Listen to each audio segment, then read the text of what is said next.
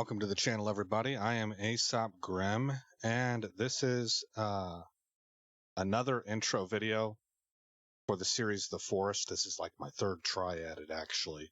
There's reasons for that. I'll tell you why in a minute. But let's go ahead and get started with the content briefing up front. So there's not a whole lot out there, actually. There's really just an ESRB rating. Well, I mean, there are a few other places, but my go-to place, commonsensemedia.org, did not have a write-up on this. And even the ESRB rating is pretty bare bones. This is a game that is in the survival horror genre. It was made, I don't know how many years ago, a few years ago, by a very small team from Canada. I think it's a 4-man team, and it's received huge accolades for the work that they did. But it is rated mature 17 plus for intense violence, blood and gore, and partial nudity.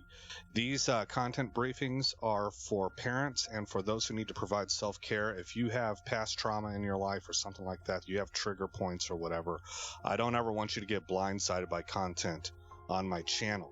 Now, this is a bare bones briefing here. There's no rating summary, no paragraph, or anything like that. So what I would tell you is that, again, the genre is survival horror.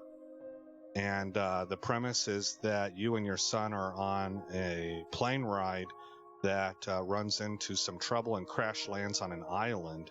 Your son is kidnapped and you pass out. You try to save him, but you were knocked unconscious, basically. And so you pass out as you're trying to crawl towards the guy that is kidnapping your son. And when you come to, you're all on your own, and the story kicks off from there. At that point in time, you need to, as a survival game, you need to provide food, water, and shelter for yourself. And then you need to get started on tracking down your son and trying to piece clues together that you come across while you're on this island. And you run into adversity all over the place. I won't go too much into that. You can watch trailers if you want to. I don't know if I want to do spoiler alerts or whatever. I don't know.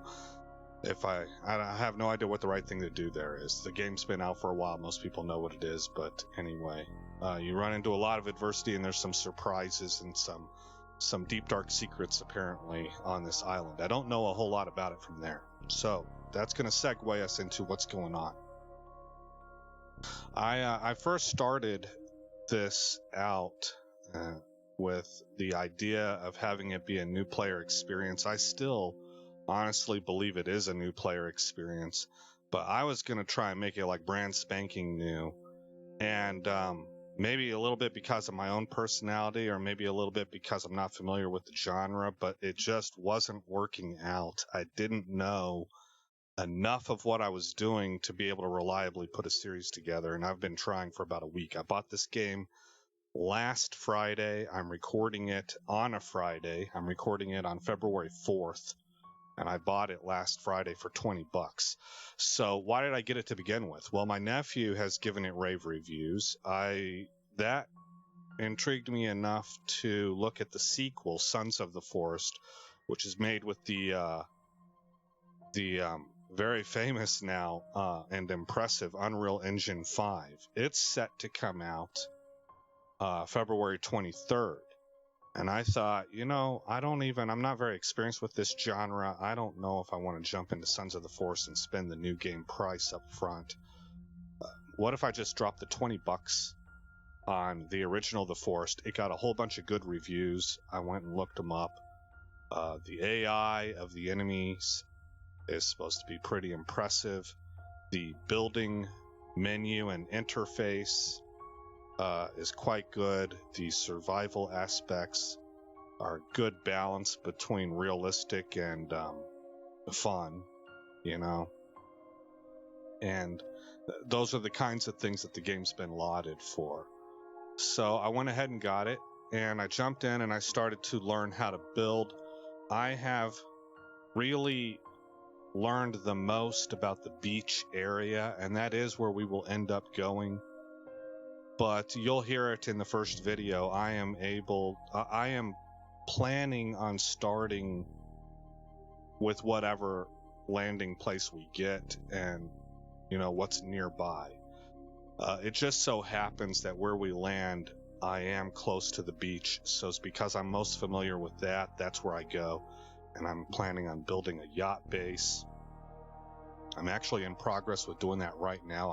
I'm just finished episode 2. And that brings me to probably the last thing I want to tell you guys is I'm having a lot of fun with the game, but I have to edit a lot. So I'm not really sure how fast these episodes are going to come out. And also there's going to probably be a mix of I guess styles here, because if I record a video straight through that I don't think needed any editing, then you'll get that video. It's really easy to upload that video to YouTube and not go through the extra effort of the editing. And now that's kind of the like cherry on top. The actual meat of it is that as I've watched my own work over the past few days as I've been recording episodes, I've noticed that with this particular genre, there are 2 styles, and both of those styles they have their pluses and minuses. There's the jump cut style that cuts out a lot of the tediousness of like chopping down 5 trees, where you're just sitting there watching somebody chop a tree down and collect wood. That's tedious. That gets boring, right? But that jump cut style also kind of brings in sort of what feels like a frenetic pace to it. And you get a lot of content in a short amount of time, but you don't get, in my opinion, the feel of the actual game, and particularly if you're interested in anything to do with story.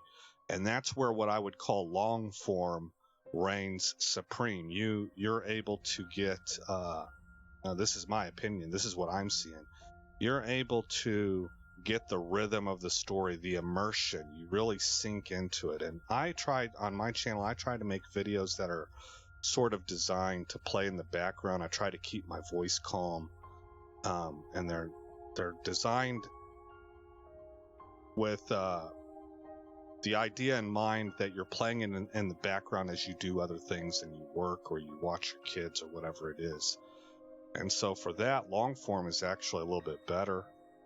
So it's slower paced, but the pacing is also relaxing, So I end up doing both in this series, and I don't know if I'll have a video out for you every single day, because that editing process is that's taken some effort. And so far, both of my videos that I've recorded have required editing. So we'll see where that goes and how things develop. I'll probably pair this with a playthrough in another game. I'm thinking Elden Ring. It's time to get back to that. I really like that game. But that's the idea, is to get through the forest. Oh yeah, the last thing I want to tell you. So I feel pretty good about understanding most of the controls for building and the mechanics of building in this game, but I don't know very much after that. So I think the longest point that I've played to is 7 days. I haven't gone into any caves on my own. I have been dragged there a couple times, but I don't really know what I'm doing with caves. I haven't uncovered the story very much. There's only a few clues I found, mainly over at the yacht. And so once we get past the initial base setup part, I'm probably flying blind from there. So that's really where the new player experience will kick in.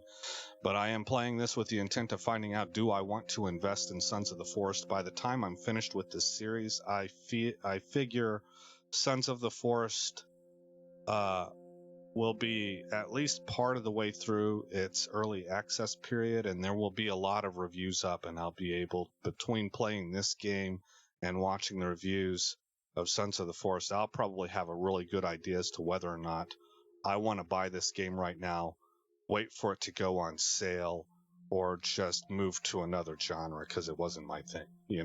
I should have a good idea about that. All right, guys. Again, I'm Aesop Grimm. Thank you for coming by the channel. I hope you like what you saw, and I will see you in the next episode where this story begins.